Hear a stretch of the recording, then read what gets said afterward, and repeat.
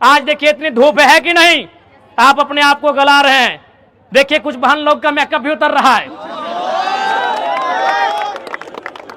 नहीं ऐसा नहीं प्यारे बच्चों, इस तरह का नहीं। क्या गलत बोल रहे हैं? इतनी धूप में आप अपने आप को गला रहे हैं बहन लोग, क्यों गला रहे हैं? मेरा सवाल यह है। आपकी मां नहीं चाहती है कि आप सुबह 4 बजे उठकर झाड़ू उठाएं। आपके पिताजी नहीं चाहते हैं कि आप सुबह उठकर फावड़ा उठाएं। आपके पिताजी नहीं चाहते कि आप सुबह उठाकर साइकिल लेकर कोयला ठेलने जाएं। वो इसलिए 4 बजे उठते हैं कि उनका दिल कहता है कि मैंने जो किया सो किया। मेरा बेटा मेरी बेटी अगर उठे तो 4 बजे नहीं 8 बजे, और किसी अनुमंडल का, किसी ब्लॉक का, किसी स्कूल का एक अधिकारी बनकर, एक टीचर बनकर बैठे और कलम से अपने काम को देखे।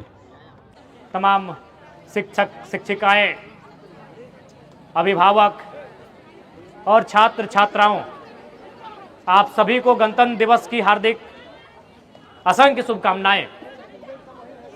आज बड़े हर्ष उल्लास के साथ, उमंग के साथ पूरे राष्ट्र में गणतंत्र दिवस मनाया जा रहा है।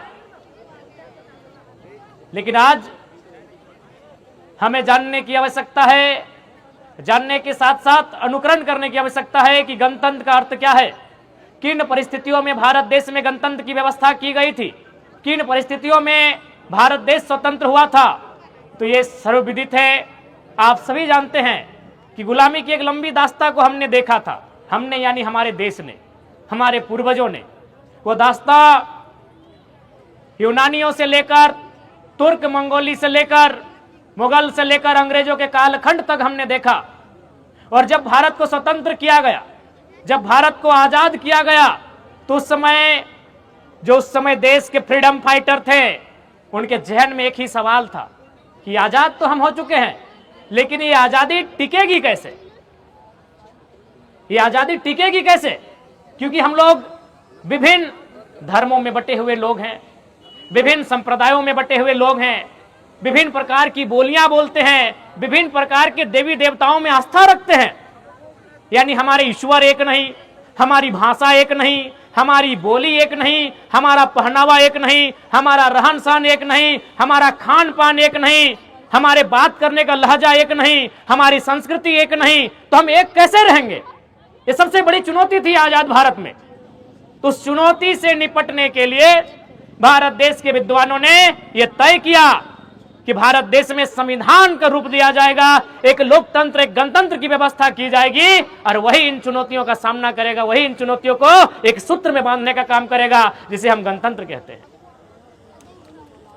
प्यारे बच्चों, गणतंत्र की परिभाषा हमें किताबों में पढ़ने, किताबों की लंबी लंबी लाइनों में नहीं, उस नाम में छुपा है। गणतंत्र का मतलब क्या है? गण यानी लोग, गण मतलब क्या? लोग।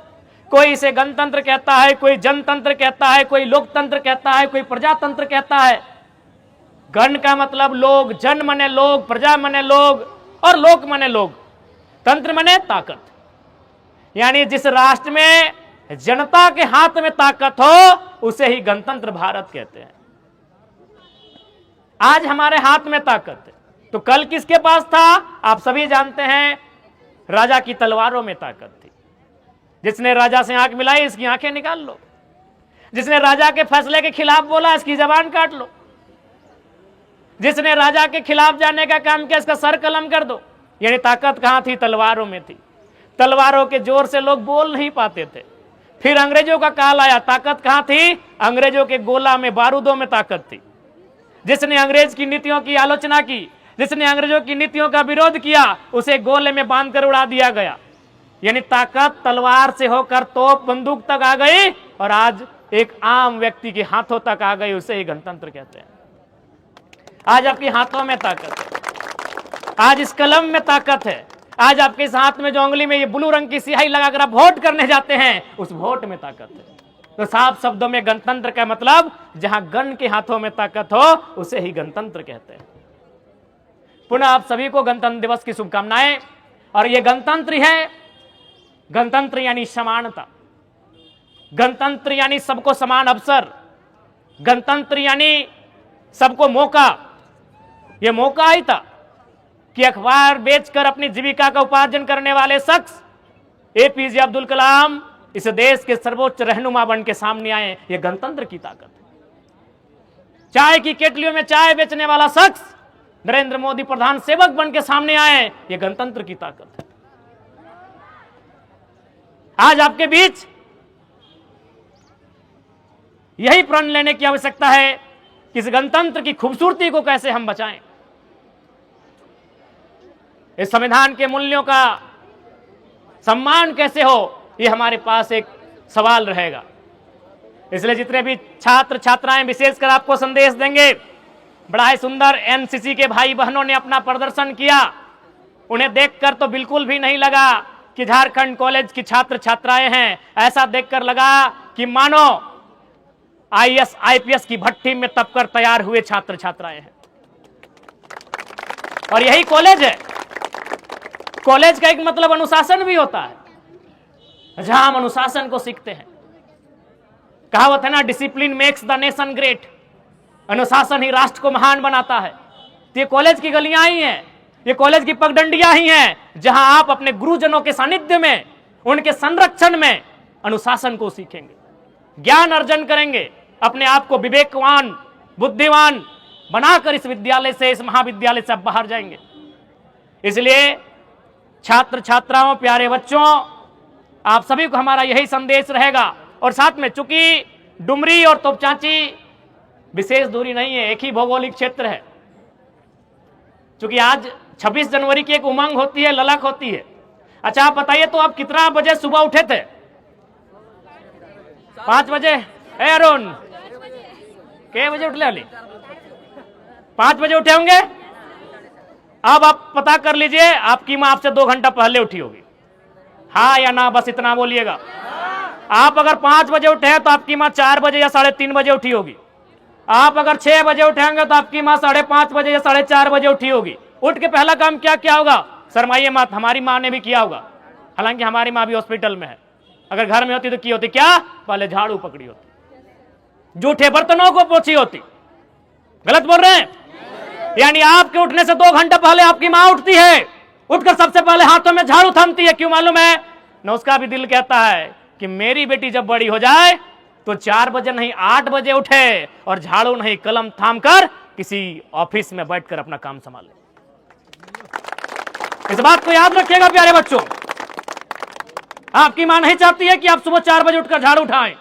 आपके पिताजी नहीं चाहते हैं कि आप सुबह उठकर फावड़ा उठाएं। आपके पिताजी नहीं चाहते कि आप सुबह उठाकर साइकिल लेकर कोयला ठेलने जाएं।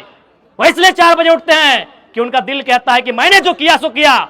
मेरा बेटा मेरी बेटी अगर उठे तो 4 बजे नहीं 8 बजे, और किसी अनुमंडल का, किसी ब्लॉक का, किसी स्कूल का एक अधिकारी बनकर, एक टीचर बनकर बैठे और कलम से अपने काम को देखे।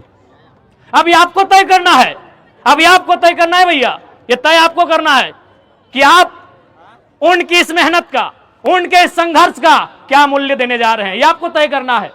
आज देखिए इतनी धूप है कि नहीं, आप अपने आप को गला रहे हैं। देखिए कुछ बहन लोग का मेकअप भी उतर रहा है।